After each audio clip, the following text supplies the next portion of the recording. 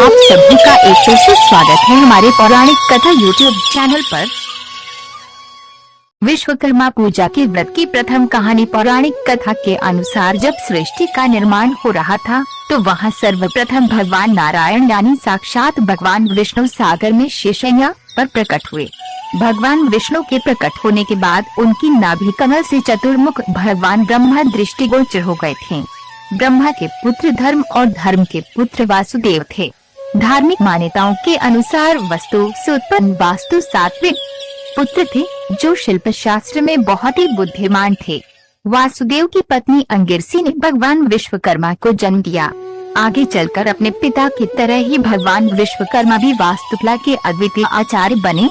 विश्वकर्मा पूजा के व्रत की दूसरी कहानी। पौराणिक कथा के अनुसार प्राचीन काल में काशी नगरी में एक रत्कार अपनी पत्नी के साथ रहता था। वह अपने कार्य में निपुण था, लेकिन फिर भी वह भोजन से अधिक धन नहीं कमा पाता था।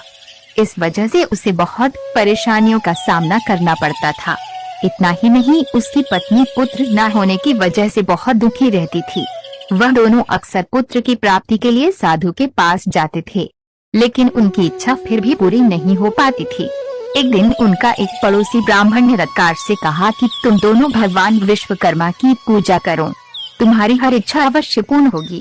अमावस्या तिथि को व्रत कर भगवान विश्वकर्मा का महत्व सुनो।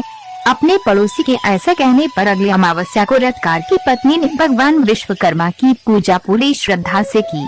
उसकी भक्ति को देखकर भगवान विश्वकर्मा बेहद प्रसन्न हुए और उन्होंने उसे पुत्र होने का वरदान दिया। भगवान विश्वकर्मा के आशीर्वाद से रत्कार की पत्नी को एक बेहद खूबसूरत पुत्र हुआ। इसके बाद से दोनों सुखी जीवन व्यतीत करने लगे। समस्त व्रत कथाओं को सुनने के लिए आज ही हमारा चैनल सब्सक्राइब करें और हमारे नई व्रत कथा का नोटिफिकेशन पाने के लिए बेल आइकन दबाना न भूलें।